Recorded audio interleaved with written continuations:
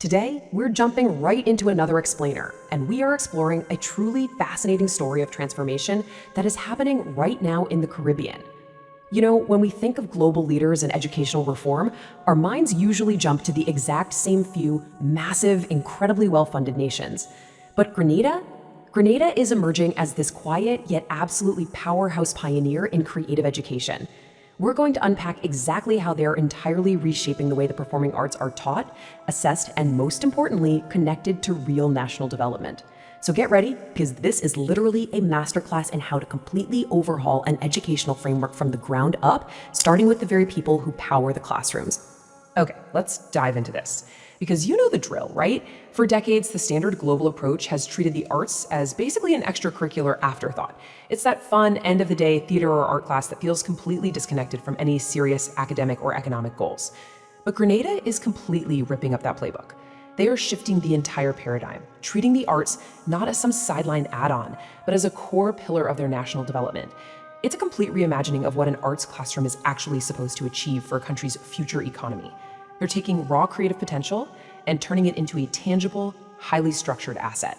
And at the absolute center of this structural earthquake is Dr. Christopher R. Williams. He's the Curriculum Development Officer for Creative and Performing Arts at the Ministry of Education. Now, Dr. Williams recognized a really critical flaw in how we traditionally do things. He saw that brilliant, passionate arts programs were constantly failing. Why? Because they relied on isolated bursts of energy rather than sustainable, scalable systems. He knew you can't just mandate that schools put on better plays. Instead, he brought in an engineering mindset. He looked at the entire educational machine and realized, hey, to transform the classroom, I first have to build a system that fundamentally supports and transforms the teachers. His vision completely redefines the physical environment of learning. Dr. Williams champions this incredible idea of the classroom as a creative production space, which is a pretty radical departure from tradition if you think about it. Instead of sitting quietly at desks, just memorizing the history of a play or jotting down definitions of artistic terms, the students are actually up on their feet. They are testing ideas, failing, collaborating, and building.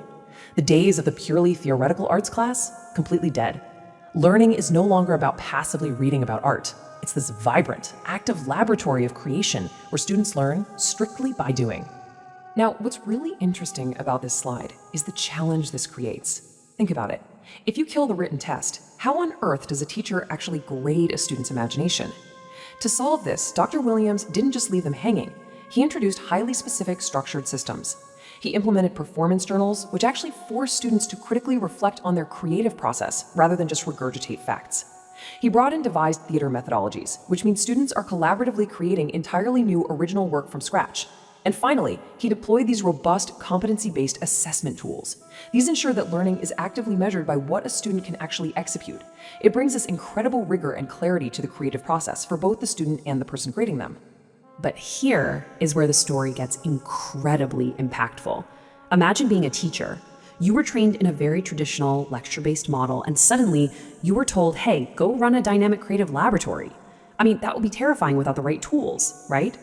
Dr. Williams realized that the most brilliant curriculum reform in the world is completely useless unless it is fundamentally a teacher training reform first. The educator is the engine of change here. So as he led the massive expansion of theater arts across the nation's schools, he made it his absolute mission to link curriculum design directly to building educator capacity. He focused on giving them a completely new toolkit to not just survive, but actively thrive in this new environment. Let's move to and see how this builds into a really practical framework. To equip these educators, Dr. Williams designed a brilliant three-step training pipeline. Step 1 focuses on practice-based pedagogy, basically teaching the teachers how to facilitate active doing rather than just standing at the front of the room lecturing. Step 2 integrates arts-based social-emotional learning right into the teacher's own professional development. And Step 3, it connects everything back to industry readiness. This ensures that educators are trained to be dynamic facilitators who are actually preparing their students for the real-world creative economy. Now, that second step is particularly genius. Honestly, anyone who has ever tried to hold the attention of 20 teenagers knows it requires deep emotional intelligence. That is exactly why arts-based social-emotional learning, or SEL, is explicitly built into the teacher's training. Let's face it, the modern classroom is complex, it's demanding, but But by utilizing creativity to foster their own well-being, their own communication, and personal development, educators are just far better equipped to manage unpredictable classroom dynamics, because a teacher who actually understands their own social and emotional landscape through a creative lens, they are infinitely more capable of nurturing that exact same well-being and confidence in their students. When you zoom out and look at the whole picture, you see the beautiful cyclical nature of this entire ecosystem. It's like a giant, perfectly fitted puzzle. By providing standardized frameworks and rigorous competency assessments at the curriculum level, the system directly empowers the teacher. Then the teacher, who is now armed with practice-based pedagogy and deep social emotional awareness, creates a vastly improved environment. And the ultimate result? The student engages in applied practice and develops profound well-being and communication skills. Dr. Williams essentially built a self-sustaining loop. Every single structural improvement to the curriculum is designed as a direct mechanism to elevate the teacher, which in turn directly benefits the student.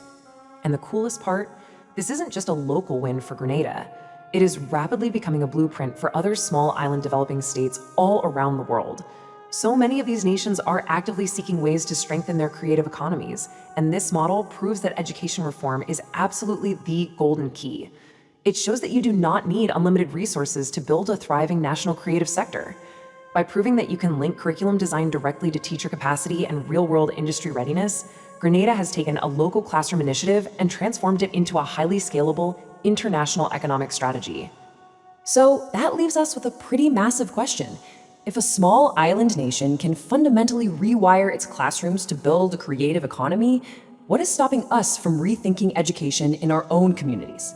Whether you're a student, an educator, or just a focused learner who loves brilliant systems design, the Grenada model challenges all of us to stop viewing creativity as just some sideline activity. When we empower our teachers with structured, practice-based systems, we aren't just changing a syllabus. We are literally building the future of an economy. Thank you so much for joining me for this explainer today. I want to leave you with this challenge. Look at the systems in your own life and ask yourself, how can you turn your space into a creative production space? See you next time.